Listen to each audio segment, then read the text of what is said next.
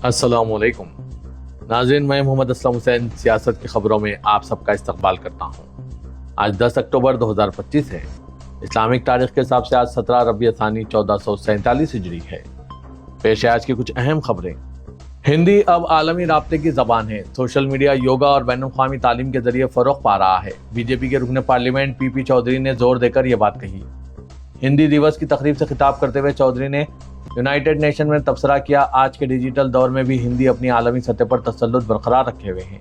हिंदी सिर्फ एक जबान नहीं है, ये हिंदुस्तान की रूह, शिनाख्त और इत्तेहाद की अलामत है। ये वो धागा है जो पूरे मुल्क को शुमाल से जनूब और मशरक़ से मगरिब तक जोड़ता है। उन्होंने कहा कि और अब हिंदी का इस्तेमाल दुनिया भर में मुसलसिल बढ़ रहा है। कई ममालिक के सिफारतकारों ने भी मीटिंग को अपने मुआशरों में हिंदी के किरदार के बारे में बताया। बिहार असेंबली इंतखाबात से कबल आरजेडी लीडर तेजस्वी यादव ने आज एक बड़ा ऐलान किया है। तेजस्वी ने पटना में एक प्रेस कॉन्फ्रेंस में बीजेपी जेडीयू हुकूमत पर हमला किया। नीतीश हुकूमत के इंतखाबी वादों के बारे में तेजस्वी ने कहा, यह हुकूमत हमारी स्कीमों की नकल कर रही है। अब वो 10 लाख नौकरियां देने की बात कर रहे हैं, लेकिन जब हम इस पर बात कर रहे थे वो पूछ रहे थे हम पैसे कहाँ से लाएंगे। 17 महीनों से हमने रोजगार पर तवज्जो मरकूज की। ये लोग बेरोजगारी अलाउंस दे रहे हैं लेकिन रोजगार की बात नहीं कर रहे हैं। तेजस्वी ने कहा, जैसे ही हम हुकूमत बनाएंगे हम पहला नोटिफिकेशन जारी करेंगे। बिहार में जिन खानदानों के पास सरकारी नौकरी नहीं है, इनको लाजमी तौर पर सरकारी नौकरी दी जाएगी। 20 माह के अंदर हर इस खानदान को सरकारी नौकरी दी जाएगी जो सरकारी नौकरी नहीं रखते। बिहार असेंबली इंतखाबात के लिए अपने वज़ीर आला के चेहरे का बाज़ाब्ता ऐलान किया जाएगा। ग्रैंड अलायंस वज़ीर आला के चेहरे के साथ इलेक्शन लड़ेगा। ज़राए के मुताबिक तमाम पार्टियां आरजेडी लीडर तेजस्वी यादव की हिमायत के लिए तैयार हैं। बिहार असेंबली इंतखाबात को लेकर ग्रैंड अलायंस में शामिल जमातों के दरमियान इख्तलाफात को दूर करने की मुसलसिल कोशिशें की जा रही है। नशिस्तों की तकसीम के हवाले से बातचीत जारी है। तौक़्ता है कि वज़ीर आला के चेहरे के साथ साथ नशिस्तों की तकसीम के हवाले से भी हतमी ऐलान जल्द किया जाएगा। उत्तर प्रदेश के जिला संभल में मुकामी इंतजामिया ने मोहम्मद जुबैर के कोल्ड स्टोरेज पर बुलडोजर चला दिया, जिन्हें 1978 के फसादात का मुलजिम बताया जा रहा है। इंतजामिया का कहना है कि एक्सचेंज एरिया ऑफिस से मंजूर शुदा नक्शे की खिलाफ वर्जी करते हुए कोल्ड स्टोरेज में गैर कानूनी तामीरात की गई थी, जिसके खिलाफ ये बड़ी कार्रवाई की गई है। एसडीएम विकास चंद्रा और एक्सचेंज एरिया की टीम ने पुलिस फोर्स के साथ मिलकर मोहम्मद जुबैर के ओएस कोल्ड स्टोरेज की इमारत मुस्मार कर दी। ये कार्रवाई संभल अनूप शहर रोड पर वाक़ कोल्ड स्टोरेज में मुबैना गैर कानूनी तामीरात यानी गैर कानूनी कब्जे के नाम पर मुनहदिम करने के लिए की गई। मशहूर कारोबारी जुबैर 1978 के फिरकाराना फसादात के मुलजिम रह चुके हैं, जिसका तस्करा हाल ही में वज़ीर आला उत्तर प्रदेश योगी आदित्यनाथ ने असेंबली में किया था। योगी के बयान के बाद जिला इंतजामिया ने 1978 के संभल फसादात की बंद पड़ी फाइलें खोलकर दोबारा तहकीकात शुरू कर दी है। एसडीएम विकास चंद्रा ने बताया कि कोल्ड स्टोरेज में उत्तर प्रदेश बिल्डिंग रेगुलेशन की दफा 10 के तहत कार्रवाई की जा रही है।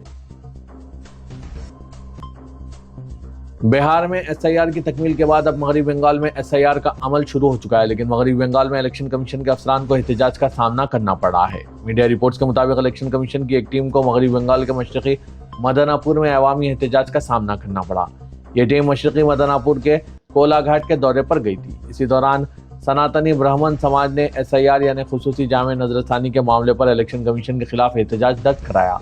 दूसरी जानिब मगरबी बंगाल की वज़ीर आला ममता बनर्जी ने भी इलेक्शन कमीशन पर रियासती हुकूमत के अफसरान को डराने धमकाने का इल्जाम लगाया है। ममता बनर्जी ने एक बयान जारी करते हुए कहा कि अभी रियासत में इलेक्शन की तारीखों का ऐलान भी नहीं हुआ है और इलेक्शन कमीशन के अफसरान रियासती हुकूमत के अफसरान को धमकाने लगे हैं। कांशीराम की बरसी के मौके पर उत्तर प्रदेश की दारुलहुकूमत लखनऊ में बहुजन समाज पार्टी की महारैली ने उत्तर प्रदेश की सियासत में एक जबरदस्त हलचल मचा दी है। महारैली के दौरान बीएसपी सुप्रीमो मायावती का पूरा खिताब समाजी इंसाफ और रिजर्वेशन के इर्द गिर्द घूमता रहा। उन्होंने कहा कि रिजर्वेशन का पूरा फायदा अभी तक नहीं मिला, जिसके लिए मुल्क के आइन को बचाना होगा। इस मौके पर उन्होंने समाजवादी पार्टी पर कांशीराम की तौहीन का इल्जाम लगाते हुए कहा कि समाजवादी पार्टी ने इख्तियार में आने के फौरन बाद कासगंज जिले का नाम बदल दिया था। मायावती ने दलित बिरादरी से मुत्तहिद और मुतहरिक रहने की अपील की। साथ ही उन्होंने समाजवादी और कांग्रेस पर दलित मुखालिफ होने का इल्जाम भी लगाया। कांशीराम स्मारक स्थल पर यह रैली बीएसपी के बानी कांशीराम की 19वीं बरसी के मौके पर रखी गई थी, जिसे पार्टी ने 2027 के असेंबली इंतखाबात से कबल अपनी ताकत के मुजाहरे के तौर पर पेश किया है।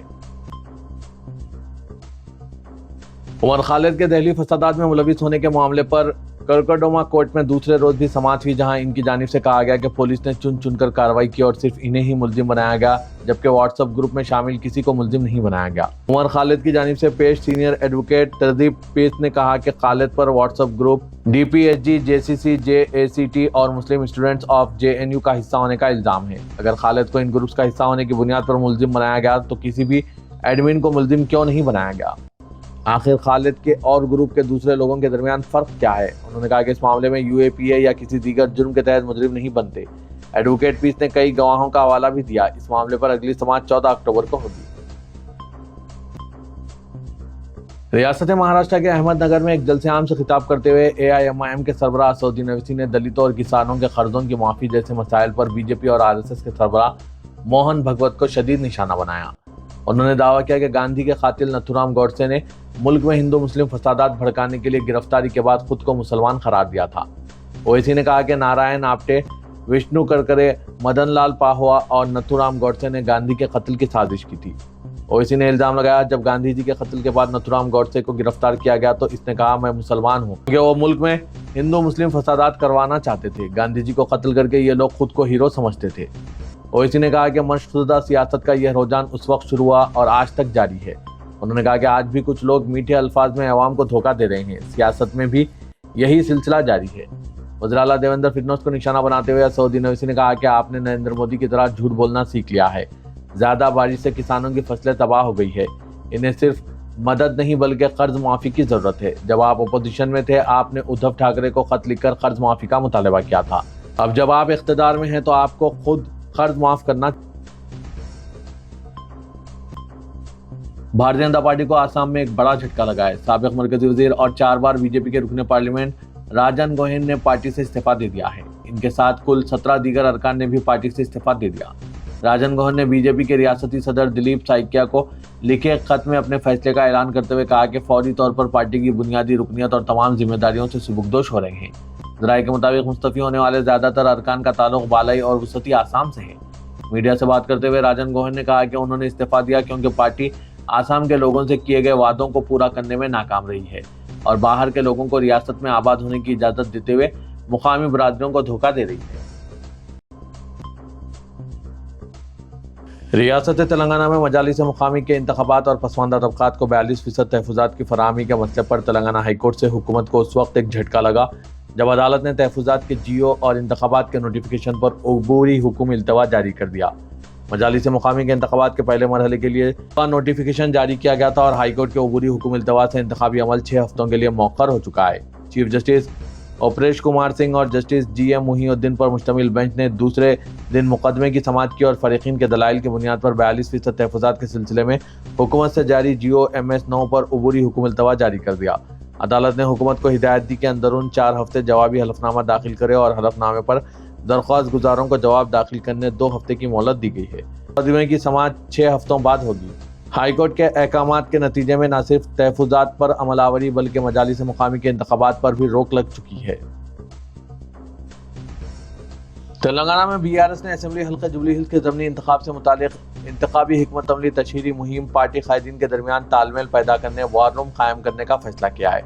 वार रूम इंचार्जेस की हैसियत से पार्टी वर्किंग प्रेसिडेंट KTR, साबिक खुदरा हरीश राव, T श्रीनिवास यादव, पद्माराव गौड़, मोहम्मद महमूद अली खिदमत अंजाम देंगे।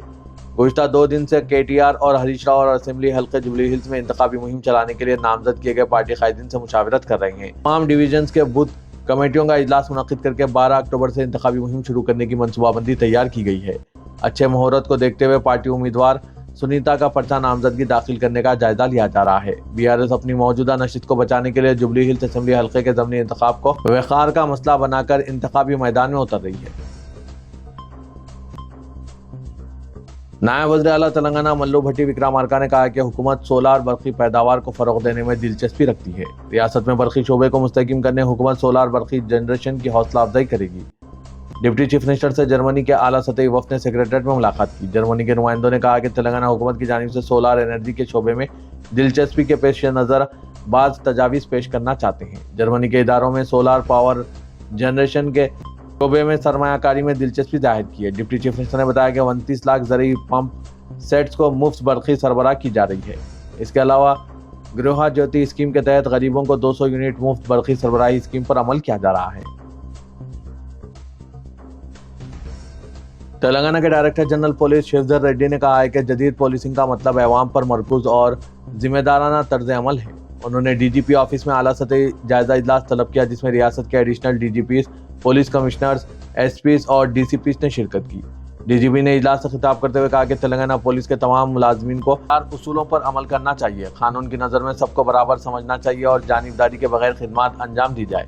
بلا خوف و امتیاز قانون کے نفاذ اور امن و امان کو یقینی بنایا جائے، عوام کے ساتھ اعتماد، تعاون اور مثبت تعلقات قائم کیے جائے۔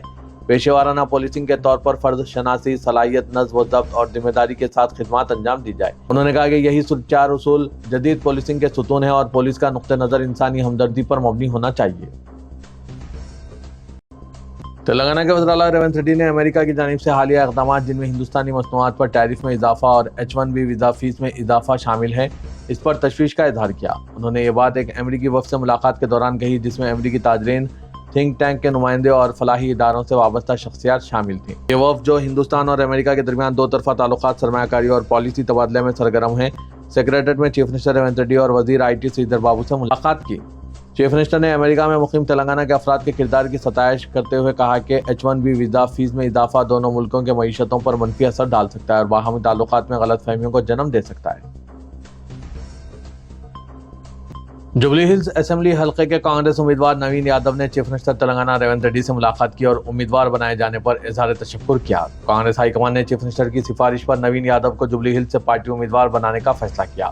باوثوق ذرائع کے مطابق نوین یادو نے چیف منسٹر سے اپیل کی کہ انتخابی مہم میں شریک ہوں تاکہ کانگریس کارکنوں میں جوش و خروش پیدا کیا جا سکے۔ ملاقات کے دوران انتخابی حکمت عملی پر بات چیت کی گئی۔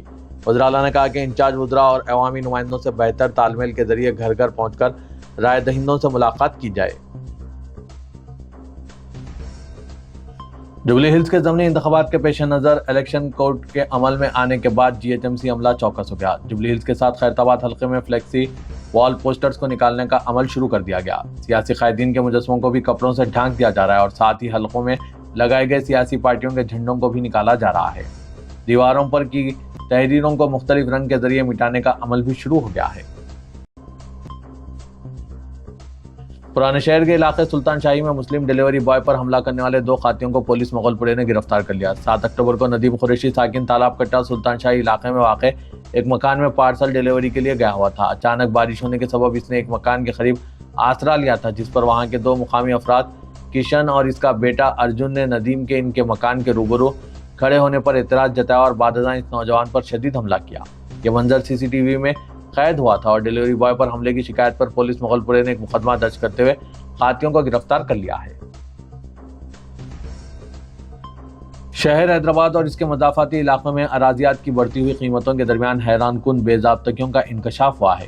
کئی ایسے پلاٹس جن پر در حقیقت کوئی گھر یا تعمیر موجود نہیں ہے وہاں برقی کے کنیکشن دیے گئے اور حیرت کی بات یہ ہے کہ ان کے ماہانہ بلز بھی جاری ہو رہے ہیں جبکہ کسی کو معلوم نہیں کہ ان برقی میٹرز کا پتہ کیا ہے۔